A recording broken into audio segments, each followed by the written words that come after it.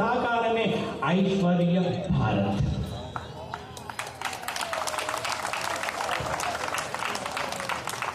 కాబట్టి ఈ ఐశ్వర్య భారత్ సాకారం కావాలంటే మనం మానసికంగా పసిపిల్లలం కావాలి. ఎవరు కావాలి?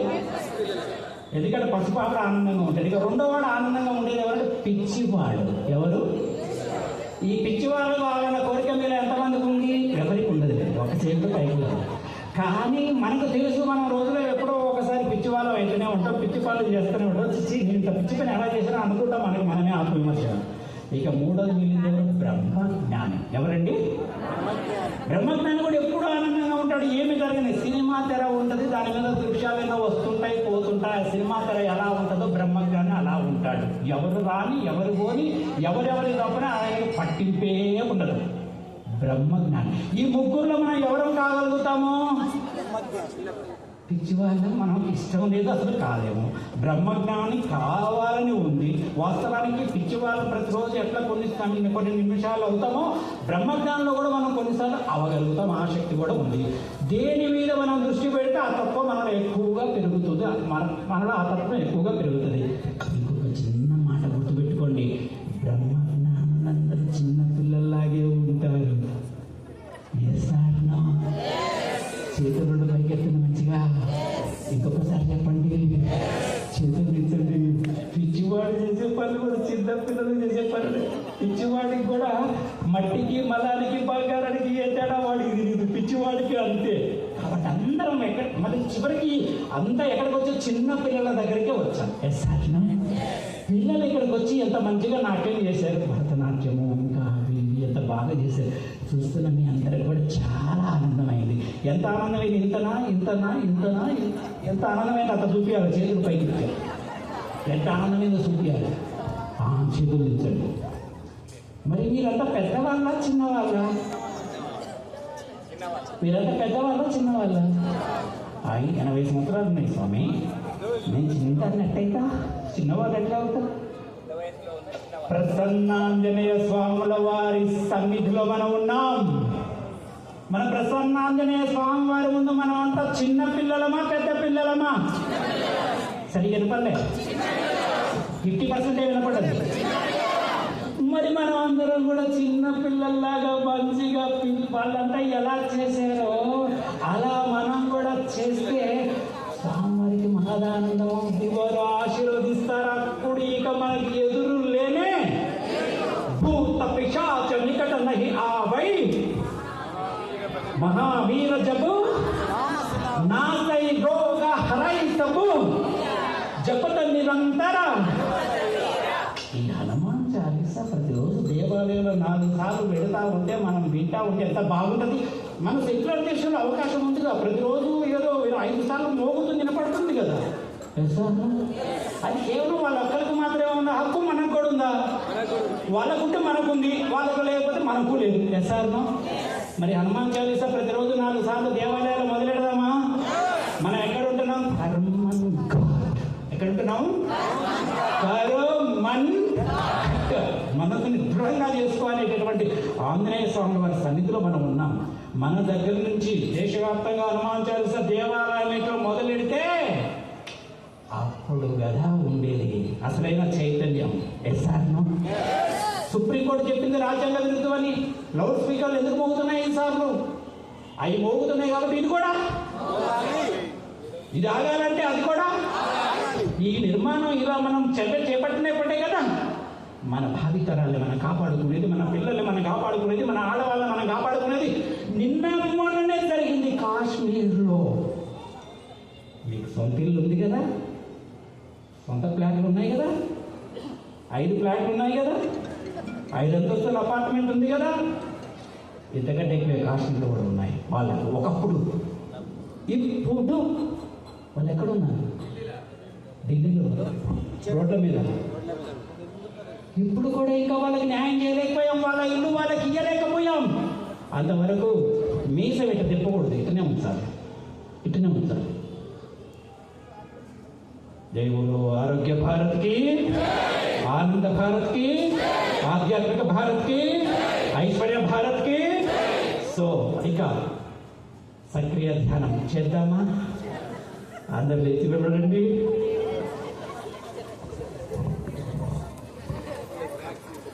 కృష్ణ పరమాత్ముడు మన ఆంజనేయ స్వామి వారు నిజంగా ఇది మన అదృష్టం అండి. ప్రసన్నాంజనేయ స్వామి వారి ఎదురుగా మన వాళ్ళకి భలే ఆలోచన వచ్చింది ఇక్కడ పెట్టాలని. ఆంజనేయ ఇదిగో మళ్ళీ చెప్తున్నా, అన్ని అనంతములకు కారణం అహంకారం. ఖాళీగా పడిన కృష్ణ పరమాత్ముడు నాట్యమాడారు. మన అహంకారం అనే సర్పం పైన వేద్దాం నాట్యం. అహంకారం ఈ పాదాల కింద ఉందనుకోండి, ఆ ఉన్నంతలోనే ఇలా కదిలించండి అంతే. చివరిలో ఒక స్టెప్ వస్తుంది. చివరిలో మీరు ఉన్న చోటనే అది వేయొచ్చు. అది సంపూర్ణంగా వేయండి సార్, ఎట్లాగో వేస్తారు, ప్రతి ఒక్కరికి వేస్తారు. సో మీకు ఇక్కడ ఒకటి ఏంటంటే గోల్డెన్ రూల్ చెప్తున్నా. ఏ రూలు? Golden rule. దాని తెలుగులో ఏమంటారు? బంగారు సూత్రం. మీ శారీరక ఆరోగ్యాన్ని దృష్టిలో పెట్టుకోండి, మీ వయసును దృష్టిలో పెట్టుకొని మీరు ఎంత చేస్తారో అంతే చేయాలి. అది కొంచెమైనా సరే ఆ సంగీతంలో లీనం కండి. ఆ సంగీతంలో లీనమైనప్పుడు, ఆ లయలో లీనమైనప్పుడు శరీర కదలిక కొద్దిగా చేసినా కూడా శక్తి మీరు సంపూర్ణంగా జీర్ణమవుతుంది, మీలోకి ప్రవేశిస్తుంది. ఓకే, సో మళ్ళొకసారి అందరు చెప్పండి. అన్ని అనర్థములకు కారణం అహంకారం, అన్ని రుగ్మతలకు కారణం ఆందోళన, ఆందోళనకు మూలం అజ్ఞానం, ఆందోళనకు మూలం అజ్ఞానం అంతమవుతుంది ఆత్మజ్ఞానంతో. ఏ జ్ఞానంతో? ఆత్మజ్ఞానులందరూ చిన్న పిల్లలే. చెప్పండి ఒకసారి, ఆత్మజ్ఞానులందరూ చిన్న పిల్లలుగా మీరు ఉన్నారనుకోండి, మీరు ఆత్మజ్ఞానులే. నన్ను రెడీగా ఉన్నావా? ఒకసారి ప్లేది రెండు చేతులు పైకి చిటికలు వేస్తూ ఉండండి. మీ హృదయంలో మనసులో ఉన్న పసి పాపాలను మేలుకొల్పండి. ఒక్క నిమిషం. ఎవరైతే స్టేజ్ మీదకి వచ్చి నాట్యం చేశారో పిల్లలందరూ, వాళ్ళందరూ కూడా వేదిక మీదకి రండి. పిల్లలు ఎవరైతే వేదిక మీదకి వచ్చారో ఇందాక, ఆ పిల్లలు పైకి రండి.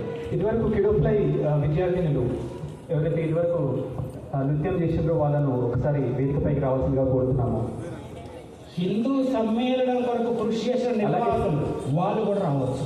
అలాగే శ్రీసాయి నృత్య కళామండలి కూచిపూడి ప్రదర్శన నిర్వహించారు కదా ఇంతకుముందు, వారైనా వేదిక పైకి రావచ్చు. రండి పిల్లలు రండి, మంచి అవకాశం. అలాగే హిందూ సమ్మేళనం కొరకు కృషి చేసిన పెద్దలు కూడా రావచ్చు. మంచిగా మాకు చిన్న పిల్లలనే మేము అనేవాళ్ళు చాలా కృషి చేసినాం, మీరు కూడా రావచ్చు. కమాన్ 100% ఏ పని చేసినా 100% మనసు పెట్టి చేయటమే అసలైన యోగం. What ever you do with 100% awareness, that is meditation. ఇప్పుడు 100% మనసు పెట్టి చేద్దామా? రెడీయా? కమాన్, రెండు చేతులు పైకెత్తాను. అట్లేదు గోపాల ఇచ్చారా?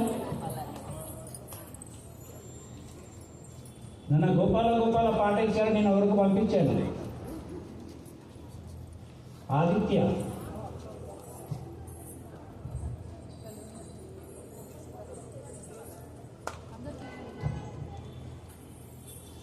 నేను చూసుకుంటాను. 180% అందరూ చేస్తారు, ఒక 20% మాత్రం చెయ్యకుండా అట్లాగే ఉండిపోతారు. ఎంత దురదృష్టవంతులని బాధపడతాను. అప్పటికి చాలాసేపు ప్రిపేర్ చేయడం జరుగుతుంది. ఇప్పుడు ఇంకా చెప్పినవి చాలా తక్కువ. ఒక్కొక్క మాట చెప్పండి ఒకసారి. క్షుద్రం హృదయ దౌర్బల్యం. ఇది శ్రీమద్ భగవద్గీతలో ఉంది. ఈ 3 పదాల మంత్రం ఏ శ్లోకంలో ఉందో, ఏ అధ్యాయంలో ఉందో ఎవరైనా చెప్పగలుగుతారా? 3వ అధ్యాయం. ప్రయత్నం చేశారు, దగ్గరకు వచ్చారు. స్వామి వివేకానందుడు ఈ ఒక్క శ్లోకం నేర్చుకుంటే చాలని ఎక్కడికి వెళ్ళినా ఎలుగెత్తి చెప్పారు. క్లైవ్యమస్మగమః పార్థ నైతత్వద్యుపపద్యతే క్షుద్రం హృదయ దౌర్బల్యం త్యక్తోత్తిష్ట పరంతప. ఎన్నో అధ్యాయం? 2వ అధ్యాయం. ఎన్నో శ్లోకం? 3వ శ్లోకం. హృదయ దౌర్బల్యం. అహంకారాన్ని అనుకున్న తక్షణం పక్కన పెట్టలేకపోవడం హృదయ దౌర్బల్యం. ఆ దౌర్బల్యం మనలో ఎవరికైనా ఉందా? కబన్ ఎవరు